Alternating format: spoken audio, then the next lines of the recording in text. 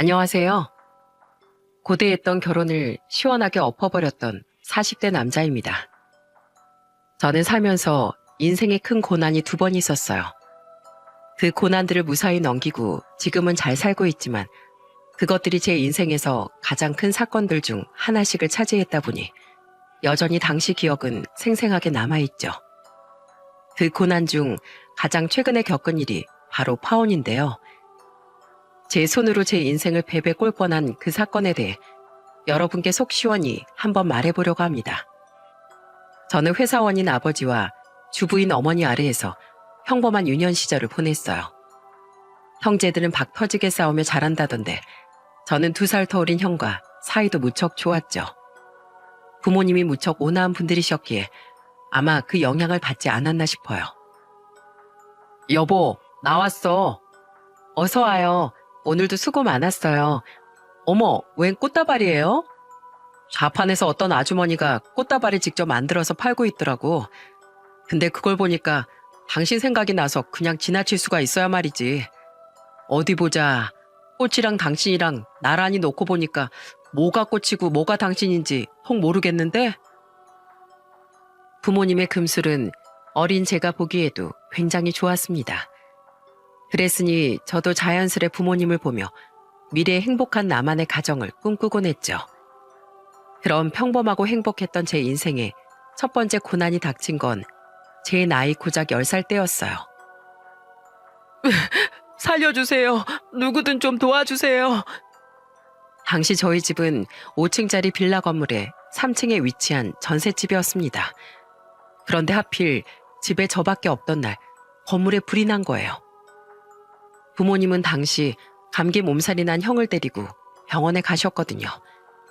나중에 듣기로 원인은 잘 몰랐지만 화재의 시작은 같은 층에 있던 옆집이었다고 하더라고요.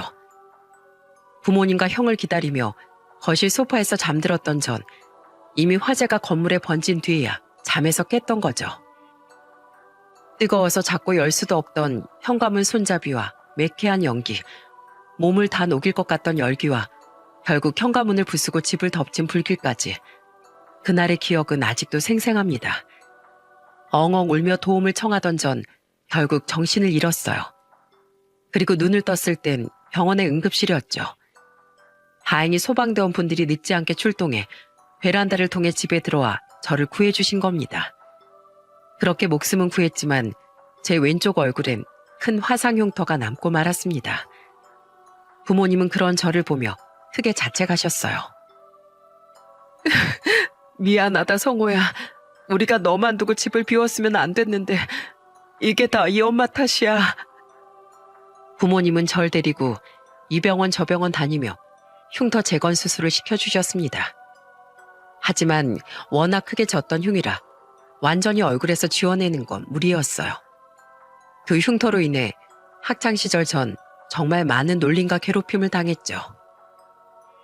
야, 괴물.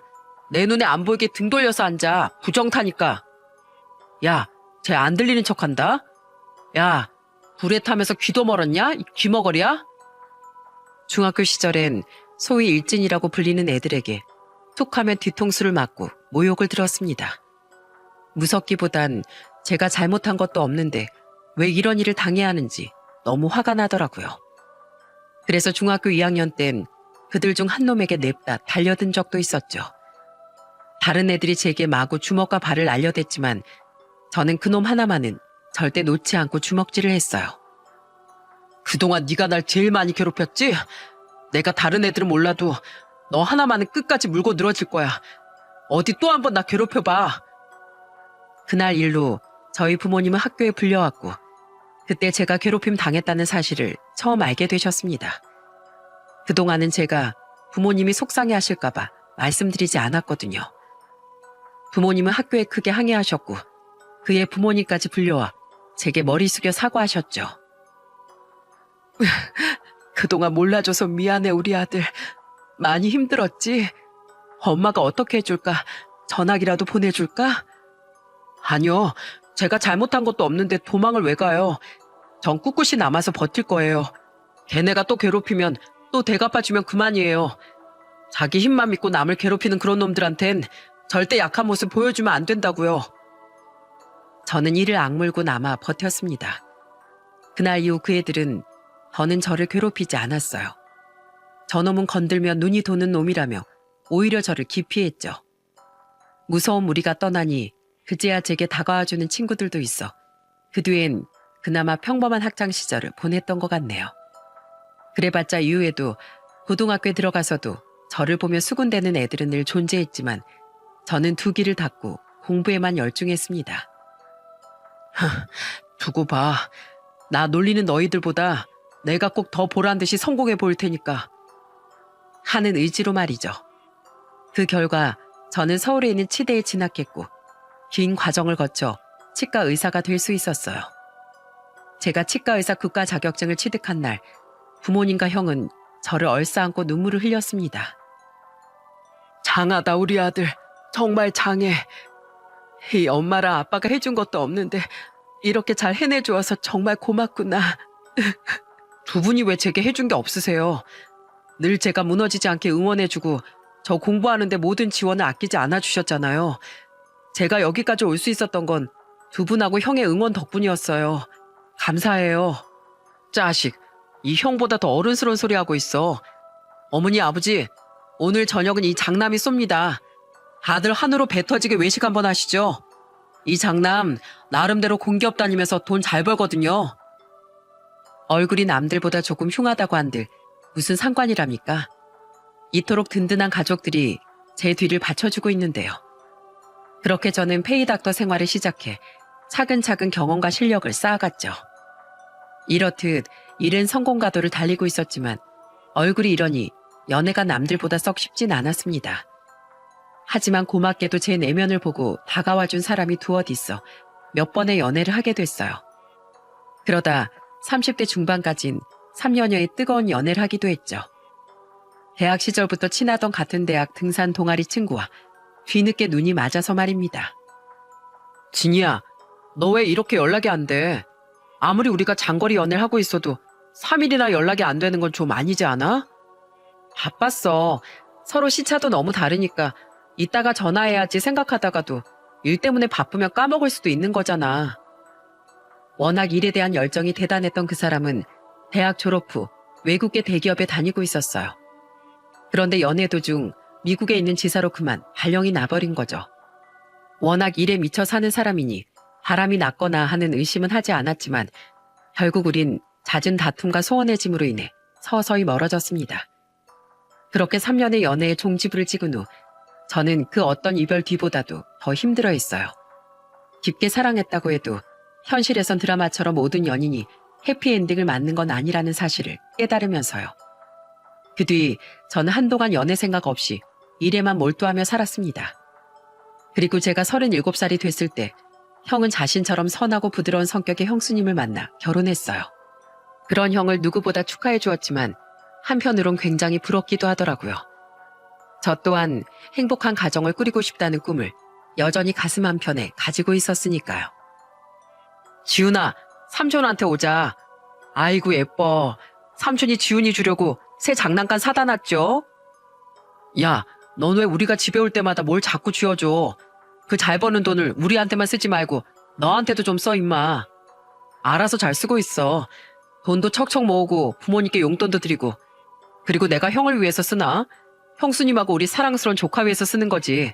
형수님, 제가 여자 물건은 잘은 모르는데 저희 치과에서 같이 일하는 여자 선생님한테 물어서 화장품 좀 사놨어요. 기초 화장품인데 무슨 연예인이 쓴다고 입소문이 나서 엄청 인기 있는 브랜드 제품이래요. 감사해요, 도련님. 나중에 우리 도련님하고 결혼할 여자가 누군지 몰라도 참 복받았네요. 이렇게 조카랑 형수를 잘 챙겨주는데 나중에 직접 결혼하고 자기 애 낳으면 가족에게 얼마나 잘해주시겠어요? 네, 그게 누군지 몰라도 저도 목이 빠지게 기다리고 있습니다. 신혼여행에서 허니문 베이비를 임신한 형과 형수님은 곧 아주 사랑스러운 조카를 출산했습니다. 형과 형수님을 반반씩 닮아 애가 어찌나 똘망똘망하게 생겼던지 조카만 생각하면 절로 콧노래가 날 만큼 좋았어요. 소위 말하는 조카 바보가 바로 저였죠. 막연히 결혼 생각은 있어도 이별의 아픔에 연애 생각은 전혀 없었는데 그런 조카를 보니 정말 이제 연애와 결혼을 하고 싶다는 생각이 스멀스멀 피어나더라고요. 그리고 조카가 태어난 지 1년이 훌쩍 지난 제 나이 39에 저는 드디어 인연을 만나게 됐습니다. 그렇게 고대하던 봄날이 찾아왔던 거죠. 성호 오빠, 여기야 여기. 아우, 여기 맛집이라고 소문나서 줄이 엄청 기네. 나 20분이나 일찍 도착해서 미리 줄 서 있었다니까. 오빠 덜 기다리게 하려고. 나 너무 좋은 여자친구지? 저는 당시 나가던 독서 모임에서 수빈이를 만나 연인이 됐습니다. 수빈이는 주로 책을 번역하던 번역가로 웃는 모습이 참 예쁘고 지식도 많은 사람이었죠. 늘 저를 먼저 생각해주고 모든 사람에게 상냥한 모습이 참 예뻐 보이더라고요. 오빠, 여기 사진 좀 봐봐. 귀여워라. 아기 사진이네? 누구 아이야? 내 막내 여동생 아들이야. 내가 여동생만 둘이라고 말했었지? 바로 아래 동생은 아직 시집 안 갔는데 막내는 결혼을 좀 일찍 했거든. 걔가 이해 위로 딸도 하나 더 있긴 한데 난 유독 우리 현우가 너무너무 예쁘더라고. 남자인데도 진짜 너무 예쁘게 생기지 않았어? 그러게, 조카라고 듣고 보니까 수빈이 네 얼굴도 많이 닮은 것 같다. 그치? 그래서 내가 더 우리 막내 조카한테 정이 가나 봐. 또한 수빈이는 가족 사랑도 지극한 면모를 보였어요.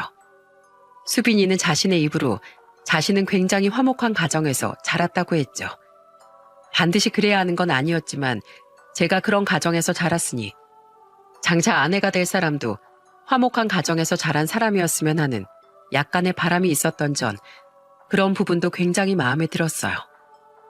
게다가 조카도 끔찍이 아끼는 모습이 저와 많이 닮은 사람이라고 생각했습니다. 그렇게 무수한 호감을 쌓아가며 저는 수빈이와 1년을 연애했어요. 그리고 마침내 우린 결혼을 약속하게 됐는데 제게 먼저 청혼을 한 사람은 바로 수빈이었죠. 오빠, 우리 이제 결혼하자. 나 이제 여자친구 말고 맨날 오빠 옆에서 챙겨줄 수 있는 아내 하고 싶어. 간간히 결혼에 대한 생각을 서로 주고받았으니 조만간 결혼할 것 같다는 생각을 하긴 했는데 먼저 청혼을 받을 거라곤 전혀 생각지 못했기에 적잖이 당황하기도 하고 그만큼 감동을 받기도 했어요. 수빈이는 얼떨떨해하는 제 손을 잡으며 이렇게 말했죠. 너무 감동받아서 우는 거 아니지? 성호 오빠, 앞으로 내가 정말 행복하게 만들어줄게. 오빠가 꿈꾸는 화목하고 행복한 가정, 그 중심에 내가 있을게. 우리 아이도 아들 하나 딸 하나 낳아서 서로 좋은 아내이자 남편, 그리고 좋은 부모가 돼서 살자. 내 청혼 받아줄 거지? 당연하지. 고마워 수빈아. 나야말로 수빈이 너 꼭 세상에서 가장 행복한 여자로 만들어줄게. 우리 꼭 행복하게 잘 살자. 참 강단있고 당찬 여자란 생각이 들어 든든함마저 느껴졌습니다. 그렇게 저는 나이 40에 결혼 준비를 시작하게 됐어요. 드디어 저도 부모님과 형처럼 좋은 가정을 꾸릴 수 있겠구나 싶어 마음이 엄청나게 들떴죠. 당시 저는 그동안 모은 돈과 대출을 합해 제 치과도 막 개원했을 때라 이게 바로 격경사구나 싶더라고요. 양가의 양해를 구한 후 우린 예식장부터 잡았습니다. 좋은 날짜 미리미리 예약이 찬다는 이야기를 들어서요.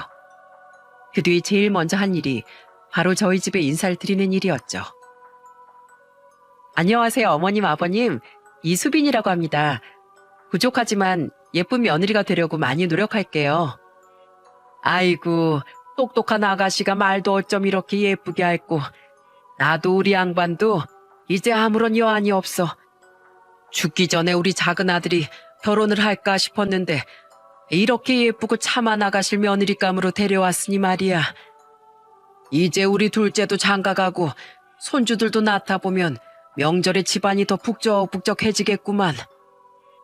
저희 부모님은 예비 아내가 된 수빈이를 보며 기쁨을 감추지 못하셨습니다. 내심 제 흉터에 대한 죄책감을 아직도 가지고 계시던 두 분은 그 흉터 때문에 제가 결혼을 하지 못한다고 생각해 많이 마음 아파하셨거든요. 그래, 신혼집은 어떻게 할 생각이니? 저랑 수빈이 돈하고 대출 조금 껴서 아파트 전세로 얻으려고요. 제가 개원하느라 모은 돈을 많이 썼어가지고 집을 사기엔 여유가 좀 없어서요. 그래, 내가 많이 못해줘도 네 형 결혼할 때 해줬던 것만큼은 꼭 도와주마. 괜찮아요, 아버지. 저희 힘으로도 충분해요. 그래도 그냥 봐도 그게 부모 마음이야. 자식이 결혼하는데 전 재산을 통째로 준다고 한들 뭐가 아깝겠니? 수빈아, 부디 우리 아들이랑 더도 말고 덜도 말고 행복하게만 살아다오. 네, 아버님. 제가 책임지고 아버님, 어머님 작은 아들 꼭 행복하게 만들어 드릴게요. 우리 둘째 며느리가 아주 듬직하구나. 부모님은 예비 아내를 굉장히 마음에 들어 하셨어요. 그만큼 저 또한 예비 처가에 꼭 잘 보이고 싶었죠. 저희 집에 인사드린 그 다음 주 주말, 저는 예비 처가에 첫 인사를 가게 됐습니다. 제일 좋은 정장과 넥타이를 꺼내 번듯하게 차려입고 과일과 소고기를 양손 무겁게 들고 가는데 쿵쾅대는 제 심장이 통 진정되질 않더라고요. 그땐 그게 그저 떨려서인 줄 알았는데 나중에 생각해보니 그건 곧 제 인생에 들이닥칠 두 번째 고난을 예고하는 신호였던 것 같아요. 네, 바로 그날이 인사말에 언급했던 제 인생의 두 번째 고난이 닥쳐온 날이었어요. 아이고, 우리 마사위가 드디어 도착했구만. 뭘 이렇게 잔뜩 사왔어? 어서 들어와, 강서방. 아유, 벌써 강서방이라니 내가 너무 주책인 장모인가? 아닙니다, 장모님. 벌써 절 사위로 인정해 주셔서 오히려 감사합니다. 저도 편하게 두 분을 장인어른 장모님이라고 부르겠습니다. 그럼 저희도 형부라고 부를게요. 반가워요, 형부. 전 언니 첫째 동생이고 얘는 막내 동생이에요. 저기는 막내 남편인 우리 제부고요. 앞으로 저희 언니 잘 부탁드려요. 그 전주에 저희 형은 일이 있어서 제 예비 아내를 보러 오지 못했는데 예비 처가에 가니 모든 식구들이 다 모여 있더군요. 예비 장인, 장모와 예비 큰처제, 막내 처제, 그리고 막내 처제의 남편인 제 예비 손아래 동서, 막내 처제의 딸과 아들까지 전부 말이죠. 예비 장인 장모와 큰처제는 저를 굉장히 환대해준 반면 막내 처제와 동서는 절 보며 어색한 웃음을 지어 보이더라고요. 그땐 그게 그냥 낯가림 때문인 줄로만 알았습니다. 그 웃음이 바로 곧 다가올 엄청난 사건의 예고편인 줄도 모르고 말입니다. 예비 아내는 동서 품에 안겨있던 자기 조카를 제게 소개해줬어요. 오빠, 얘가 바로 내가 그렇게 말했던 현우야. 내 조카. 올해로 3살 됐어. 너무 귀엽지? 그래, 네가 현우로구나. 그놈 볼수록 귀엽게 생겼네. 앞으로 잘 부탁한다. 저는 수줍게 막내 처제 손을 잡고 있던 5살이라는 여자아이에게도 인사하며 화기애애한 분위기를 이어갔습니다. 예비 장모는 상다리가 부러지도록 진수성찬을 차려놓았더군요. 음식을 종류별로 한 젓가락씩만 먹어도 배가 찰 만큼 가지수도 엄청나고 외관도 화려했죠. 자, 우리 사위 한 잔 받게. 술 좀 하나? 적당히 분위기 즐길 만큼은 곧잘 마십니다. 저도 한 잔 드리겠습니다, 장인어른. 이야, 우리 아빠 출세했네. 의사 사위한테 술도 다 받고. 언닌 진짜 좋겠다. 자기 병원까지 갖고 있는 치과 의사가 남편이라니. 게다가 형부가 평소에도 그렇게 자상하시다며? 부럽다 정말. 형부, 저도 나중에 좋은 남편감 좀 소개시켜주세요. 좋은 사람 옆에 좋은 사람이 그렇게 많다잖아요. 내 주위에 거의 다 유부남이긴 한데 한번 찾아볼게. 내 처제 될 사람 일이면 내가 2팔 걷어붙이고 나서봐야지. 우와, 우리 형부 완전 든든하다. 약속하신 거예요? 꼭이요? 그럼 약속한다는 의미에서 저랑도 짠하세요. 큰 처제 장인 장모는 술도 엄청나게 잘 마시더군요. 평소 저와 마실 땐 한두 잔 먹고 말던 예비 아내도 그날은 기분이 좋은지 계속 술을 입에 털어넣더라고요. 예비 아내가 술을 그렇게 잘 마시는지 그날 처음 알았죠. 저 또한 계속 예비 처가 식구들과 건배를 하느라 잔을 내려놓을 새가 없었습니다. 그 자리에서 술을 마시지 않은 건 한 명씩 맡아서 애들을 보던 예비 막내 처제와 동서뿐이었어요. 이런 술이 다 떨어졌네. 에이, 내가 이럴까봐 당신한테 술 좀 넉넉히 사다 놓으랬지. 흥 떨어지게 이게 뭐야. 그런데 술자리가 잔뜩 무르익은데 집에 있던 술이 떨어져 버렸어요. 예비 장인은 거의 반병밖에 남지 않은 소주병을 보며 아쉬움을 금치 못하더라고요. 저는 잘 보이고 싶은 마음에 냉큼 일어서서 제가 얼른 나가서 사오겠다고 말했어요. 우리 사위가? 좋아. 그럼 막걸리랑 소주랑 섞어서 많이 좀 사오게. 고마워 성호 오빠. 그럼 난 그 사이에 오빠 좋아하는 김치 부침개 좀 부쳐놓을게. 예비 아내는 제게 편의점 위치를 설명해주며 고맙다고 말했습니다. 마침 취기가 너무 올라 바람 좀 쐬고 싶었는데 밖에 나오니 머리가 시원해지는 기분이었어요. 저는 예비장인 말대로 소주와 막걸리 사들고 다시 예비 처가로 향했습니다. 그런데 예비 처가가 있던 빌라 입구에서 누군가 초조하게 절 기다리고 있더라고요. 저 예비 형부. 그 사람은 바로 계속 말없이 애들만 돌보고 있던 예비 막내 처제였습니다. 넉살 좋게 벌써 형부 하던 예비 큰 처제와 달리 절 제대로 부른 적도 없던 막내 처제는 예비 형부라고 어색하게 절 부르더라고요. 막내 처제, 왜 밖에 나와 있어? 꼭 단둘이 있을 때 드릴 말이 있어서 잠깐 집에서 빠져나왔어요. 나한테? 무슨 말? 예비 형부, 이거 보고 저희 큰언니랑 결혼 잘 결정하세요. 그리고 예비 막내 처제는 제게 자신의 휴대폰을 건네더군요. 이게 뭔가 싶어 휴대폰 화면을 바라본 전 이내 제 두 눈을 의심했어요. 이건 한 장 더 있어요. 그것도 옆에 있는 신랑은 다른 사람인 사진으로요. 저희 언니 2번이나 이혼했던 사람이에요. 식구들 다 알고 있으면서 뻔뻔하게 예비 형부, 아니 성호실 속인 거라고요. 그건 바로 제 예비 아내가 웨딩드레스를 입고 찍은 결혼식 사진이었습니다. 누가 봐도 사진 속 예비 아내는 결혼식의 주인공인 신부였죠. 예비 막내 처제는 제게 예비 아내가 벌써 2번이나 결혼하고 이혼했던 사람이라고 폭로해 준 거예요. 심지어 사진 속 신랑 중 한 사람은 푸른 눈의 외국인이더군요. 어안이 벙벙해 있던 제게 예비 막내 처제는 이번엔 휴대폰에 있던 음성 녹음 파일을 하나 들려주었습니다. 들어보니 예비 아내와 막내 처제의 통화 녹음 내용이더군요. 막내 처제는 제게 휴대폰에 설정된 통화 자동 녹음으로 녹음된 녹음본이라고 말해줬어요. 그리고 그건 예비 아내의 결혼식 사진보다 더 큰 충격을 제게 안겨주었죠. 야, 수연아, 나 부탁이 있어. 뭔데? 나 곧 애 낳는 거 알지? 이 애 네 호적에 좀 올려서 네가 키워주라. 내가 매달 양육비로 50만 원씩 줄게. 뭐? 미쳤어? 언니 애 왜 내가 키워? 내가 이혼한 마당에 전 남편 애를 키워야겠니? 혼자 애 키우는 여잘 어떤 남자가 좋다고 하겠어. 나도 또 새 출발해야지. 2번이나 이혼한 마당에 또 새 출발을 한다고? 그것도 애는 나한테 맡기고? 언니 진짜 양심 없다. 애를 생각해서라도 그러면 안 되지. 어차피 넌 이미 딸 하나 키우고 있잖아. 윤서방도 애 좋아하고 하나 키우나 둘 키우나 뭐가 달라. 의사가 성별은 아들이래. 너 이제 애 갖기도 힘든 몸이라며. 결혼 전 소원대로 딸 하나 아들 하나 키우면 딱 좋잖아. 네가 못 키워준다고 하면 나 애 낳자마자 고아원에 버려버릴 거야. 큰언니. 그러니까 네가 꼭 키워줄 거지? 난 그렇게 알고 전화 끊는다. 이름은 미리 정해뒀어. 현우야. 우리 현우 나오면 앞으로 잘 부탁해. 여러분, 눈치채셨나요? 예비 아내가 그렇게 예뻐했던 조카 현우는 바로 조카가 아니라 예비 아내의 친자식이었던 거예요. 엄청난 진실에 입을 다물지도 못하겠더군요. 예비 막내 처제는 한숨을 푹 쉬며 제게 이렇게 이야기했죠. 네, 저희 아들 큰언니 아이예요.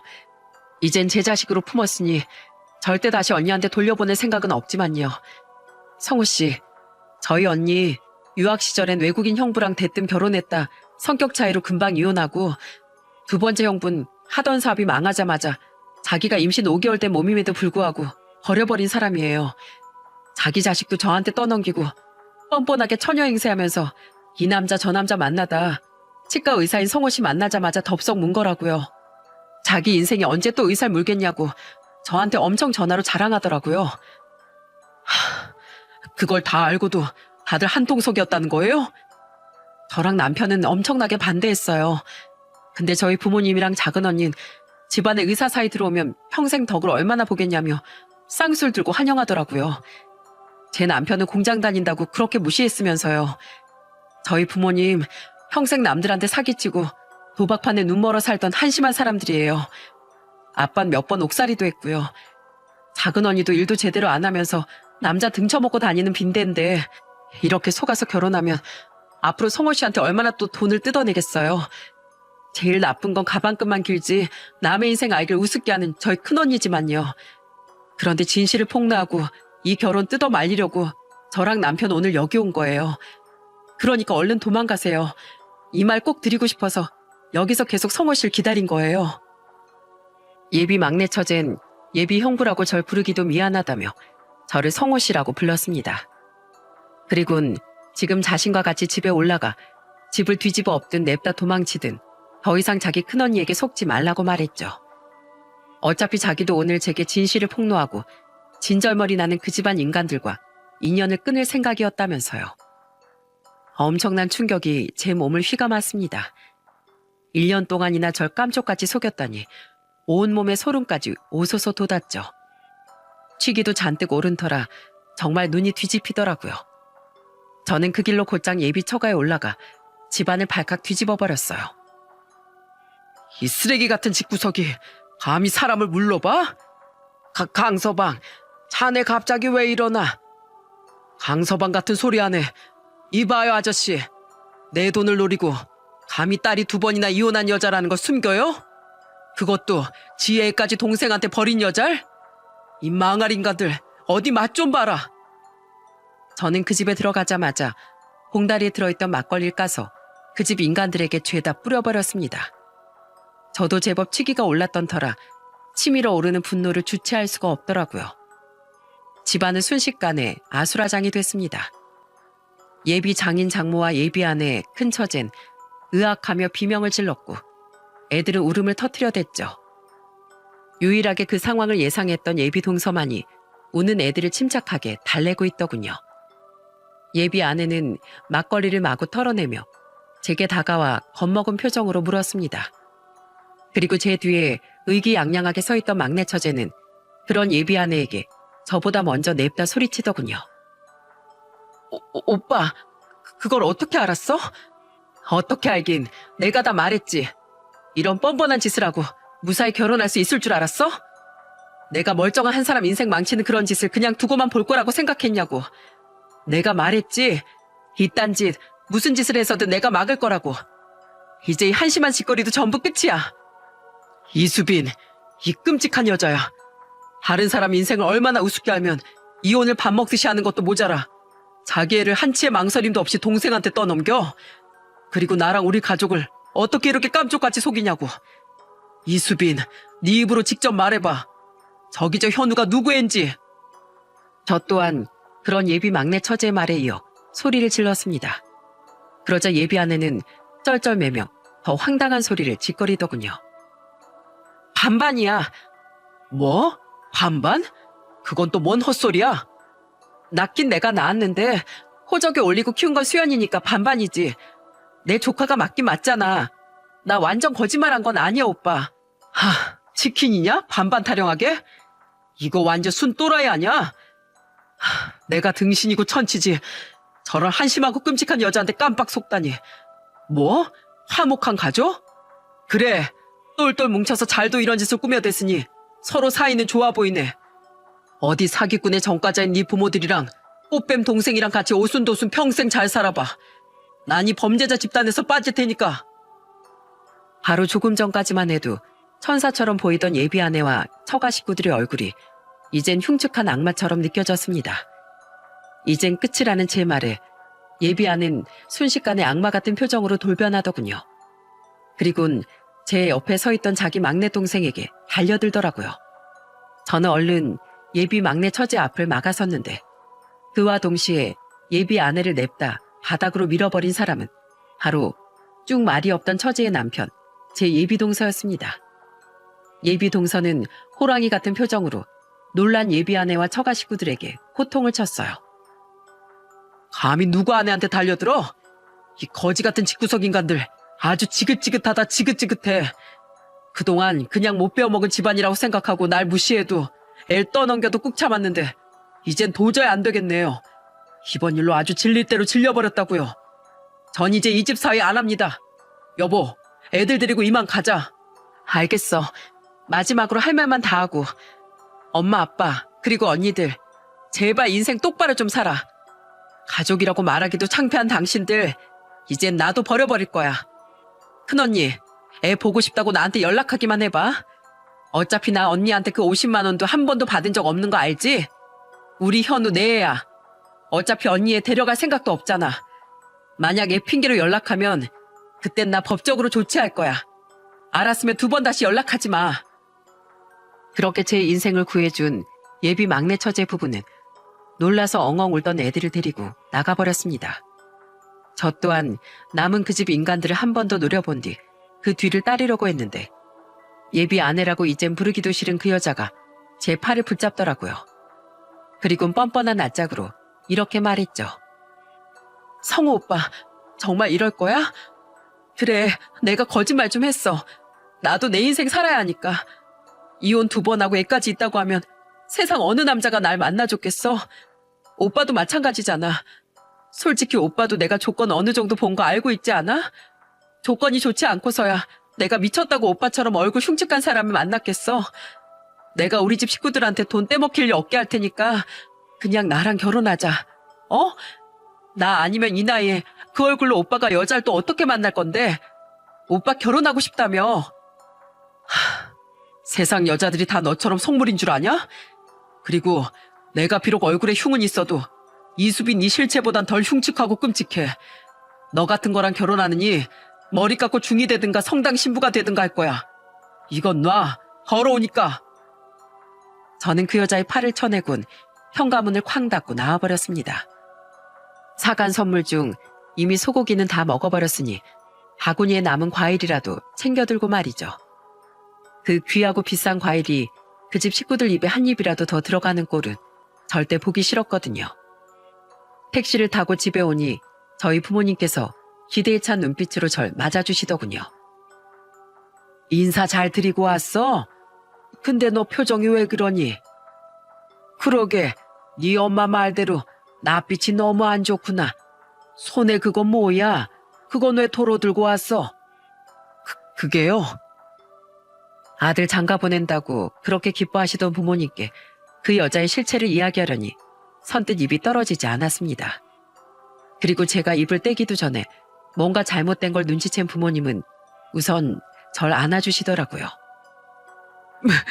죄송해요, 어머니 아버지. 제가 너무 멍청했어요.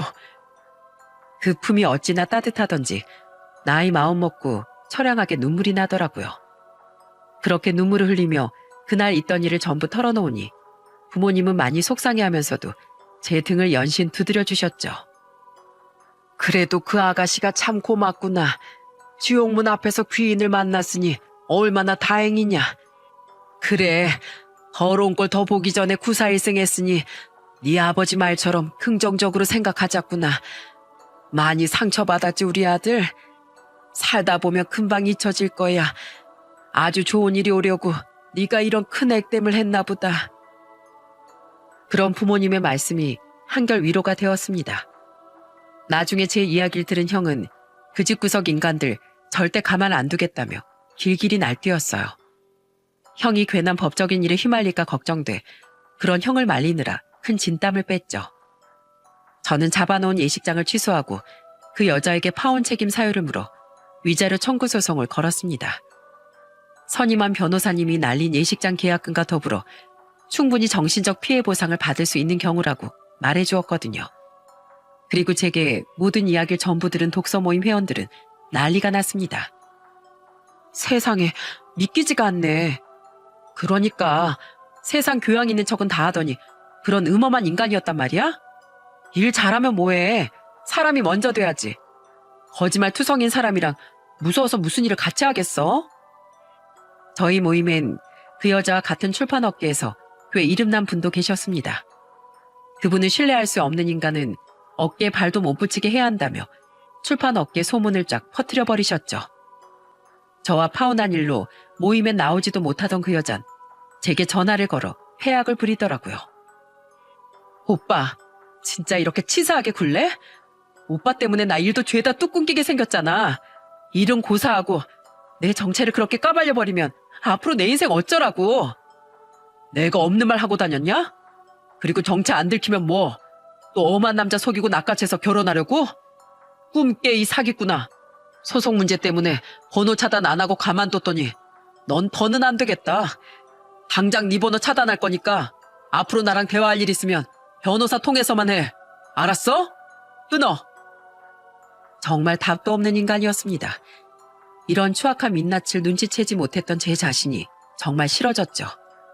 몇 개월 뒤 저는 소송에서 승소해 그 여자에게 1,000만 원이란 위자료를 받아낼 수 있었어요. 그리고 저는 그 돈을 제 인생을 구해준 과거 예비 막내 처제 수연 씨를 만나 전부 건네주었습니다. 사건이 있던 날 도움 필요한 일 있으면 연락하라며 수연 씨가 제게 미리 자기 연락처를 알려줬었거든요. 고마워요, 수연 씨. 그때 수연 씨가 아니었다면 진짜 제 인생 크게 꼬일 뻔했어요. 이건 적지만 제 보답입니다. 아니에요. 저 이런 걸 바라고 그런 일을 한 게 아니에요. 오히려 저야말로 그날을 계기로 꼴보기 싫은 친정 식구들 전부 끊어내버려서 속이 다 후련했어요. 너무 착해서 계속 참아준 제 남편을 위해서도 빨리 그렇게 했어야 했는데 말이에요. 그냥 받아주세요. 그래야 제 마음이 편해요. 이 위자료도 수연 씨가 제게 진실을 알려주지 않았다면 어차피 받지 못할 돈이었어요. 자기 자식도 아닌 아들을 진심으로 위하고 키워주는 수연 씨와 수연 씨 남편의 행복을 늘 응원하겠습니다. 꼭 행복하게 사세요. 감사해요. 성우 씨도요. 저희 큰언니 같은 여잔 빨리 있고 꼭 행복해지세요. 저랑 남편도 항상 응원하면서 살게요. 수연 씨에게 보답하는 일을 마지막으로 저는 완전히 그 여자와의 관계를 정리할 수 있었습니다. 그 뒤 저는 열심히 치과 대출금을 갚고 돈 버는 일에만 몰두하며 마음을 추슬렀어요. 진심으로 환자들을 대하다 보니 나름 그 동네 친절하고 바가지 없는 치과라고 소문이 나서 하원한 지 3년이 지난 지금은 대출금도 거의 갚고 치과도 안정적으로 자리 잡았죠. 그리고 1년 전 저는 독서 모임을 하다 출판 업계에서 일한다던 그분께 그 여자의 소식을 전해들었어요. 이수빈 그 여자 그새 다른 남자랑 결혼했었다네. 정말요? 대단하네요. 그 여자도. 어떤 불쌍한 남자가 희생양이 됐대요. 나도 건너 들은 거라 잘은 모르는데 불쌍한 남자가 아니라 대단한 사기꾼이랑 결혼했었대. 사기꾼이요? 그 남자가 여의도에서 제법 돈 좀 버는 자산관리사였다나 봐. 어디서 만난지 몰라도 돈 잘 버는 남자니 그 여자가 자기 정체 숨기고 덥석 문 거겠지 뭐. 근데 알고 보니까 결혼한 남자가 고객들 돈을 뒤로 야금야금 빼돌리는 놈이었던 거야. 그게 회사에 딱 걸리자마자 그 거금을 들고 냅다 잠적해버렸대. 근데 더 대박인 건 그 짧은 기간 사이 몇 배로 불려준다고 그놈이 자기 아내랑 자기 처가 식구들한테까지 돈을 다 뜯어냈었나 봐. 그 여자 식구들은 좋다고 빚까지 내서 사임 있고 투자했고 그놈이 그것도 전부 들고 잠적해버린 거야. 경찰이 수배 중이긴 한데 여태 안 잡혔다는 걸 보면 거의 못 찾는 돈이라고 봐야지 뭐. 그것 때문에 대출금 못 갚아서 살던 집도 팔고 방 하나 거실 하나짜리 낡은 빌라에 내 식구가 우겨 살고 있대. 나 아는 지인의 지인한테 전화해서 자기 사정 줄줄 읊으면서 제발 일 좀 달라고 사정했다고 하더라고. 근데 뭐 일을 동정심으로 살 수 있나? 헛수고였지. 그 이야기를 듣고 며칠 뒤 놀랍게도 제 치과로 그 여자가 찾아왔더군요. 그리고 환자들이 보는 것도 아랑곳하지 않고 엉엉 울며 제게 매달리더라고요. 성호 오빠, 내 인생 망했어. 나 이 나이에 주방에서 설거지해. 오빠 때문에 내 인생 이렇게 꼬인 거잖아. 그럼 책임도 져야지. 생각해보니까 나 진심으로 오빠 사랑했었어. 나 여태 오빠 못 잊어서 남자도 한 명 안 만났다니까. 웃기고 있네. 나 다 들었거든? 너보다 더한 사기꾼이랑 결혼했다가 너희 가족 폐가 망신한 거. 넌 진짜 끝까지 거짓말뿐이구나. 환자들 보잖아. 당장 나가. 들었어? 그래. 나 혼인신고도 하기 전에 사기부터 당하고 쫄딱 망했다. 그래도 예정을 생각해서 나 한 번만 다시 받아주라. 어? 우리 가족들은 나 때문에 집이 망한 거라고 일도 안 하고 다 나만 원망하고 있어. 집을 나오려고 해도 집 구할 돈이 있어야 나오지. 이건 뭐 돈은 내가 벌고 욕은 욕대로 혼자 다 먹고 사는 게 사는 게 아니야. 지금 신용불량자 상태라서 대출도 안 되고. 나 받아주기 싫으면 돈이라도 빌려주라. 어? 치과에 환자도 많네. 돈 좀 벌었을 거 아니야. 미쳤냐? 너 줄 돈으로 차라리 기부를 한 번 더 하지. 빨리 나가. 환자분들한테 피해 가잖아. 아무리 쫓아내려고 해도 그 여잔 제 다리를 붙잡고 매달렸습니다. 저는 결국 경찰을 불러 그 여자를 쫓아내야 했죠. 그리고 끌려가는 그 여자에게 한 번만 더 찾아오면 그땐 진짜 법적으로 해결할 거라고, 벌금 낼 돈 있으면 어디 한번 또 와보라고 윽박질렀어요. 그러자 그제야 그 여잔 저를 찾아오지 않더라고요. 이후 지금껏 그 여자 소식을 들은 적은 없습니다. 아마 여전히 자기 가족에게 구박받으며 근근히 살아가고 있겠죠. 번역가라는 직업도 거의 잃고 사는 곳도 변변찮으니 아마 다시 누군가를 속여 결혼은 하지 못할 것 같네요. 그리고 놀라운 사실은 그 여자가 치과에 찾아왔을 때 저는 연애 중이었습니다. 그리고 지금은 세상에서 가장 행복한 유부남이 됐죠. 여러분 혹시 기억하시나요? 가장 뜨겁게 연애하다 장거리 연애로 인해 헤어졌었던 제 전 여자친구 말입니다. 그 사람이 바로 지금의 제 아내예요. 아내는 2년 전 한국 지사로 돌아온 뒤 대학 동아리 모임의 모습을 드러냈습니다. 서로 굉장히 어색할 줄 알았는데 아내는 특유의 호탕한 성격답게 제 어깨를 탁 치며 이러더라고요. 너 웬 진상 만나서 사기 결혼 당할 뻔했다며?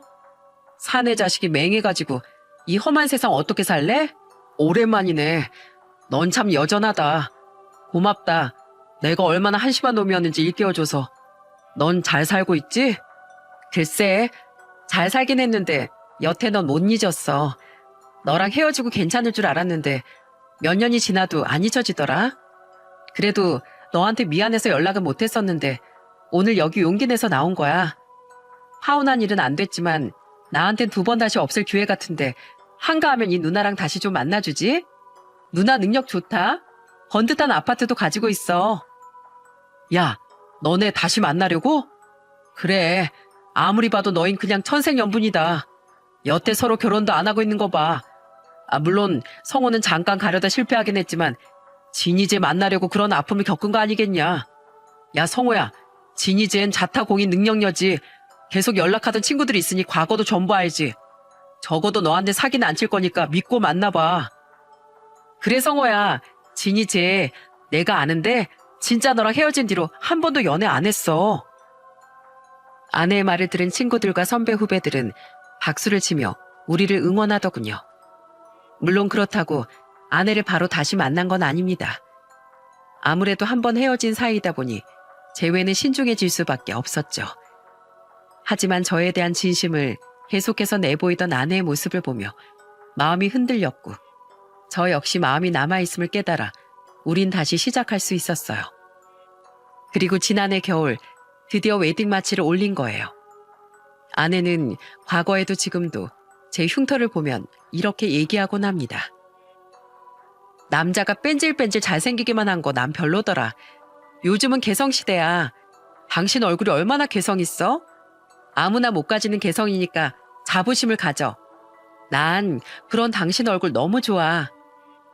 무작정 괜찮다, 멋있다가 아니라 저런 말을 해주니 오히려 진심인 게 느껴지더라고요. 저희 부모님과 형, 그리고 형수님도 이런 아내를 누구보다 가족으로 아껴주고 있죠. 예전 연애 시절부터 저를 알던 장인 장모님과 처남은 역시 아내 임자는 저였다며 지금도 저만 보면 많이 반겨주곤 하세요. 더군다나 얼마 전 아내는 임신 5주차라는 경사스러운 깜짝 소식까지 들려주었답니다. 나 아빠 만들어줘서 정말 고마워 여보. 나 정말 좋은 남편, 좋은 아빠가 될게. 다 큰 남자가 울긴. 하긴 그렇게 아빠가 되고 싶어 했으니 감동할 만했지. 나도 어머님처럼 세상에서 제일 행복한 아내이자 엄마 만들어줘야 돼. 알았지? 사랑해, 우리 남편.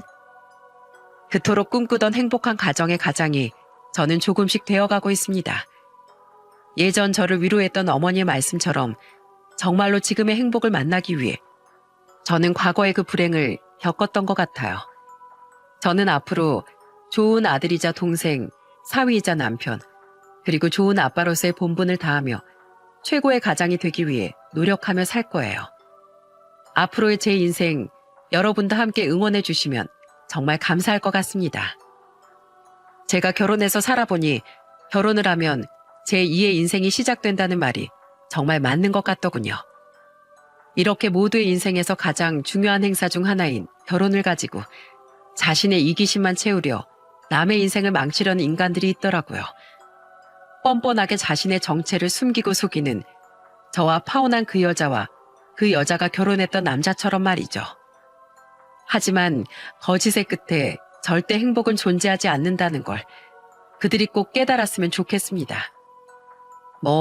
그런 한심한 인간들이 세상의 이치를 깨달았을 땐 이미 땅을 치고 뼈저리게 후회한 뒤겠죠. 혹시 저처럼 피해를 입은 분들이 있다면 그런 인간들 때문에 더는 상처받지 말고 후련하게 떨쳐내버리세요. 어차피 그들은 언젠가 세상의 보복을 받게 되어 있으니까요. 우린 뒤도 돌아보지 말고 불행했던 만큼의 더 큰 행복을 찾아 힘찬 발걸음을 내딛자고요. 세상 모든 분들의 행복을 응원하며 이만 제 사연을 마치겠습니다. 감사합니다.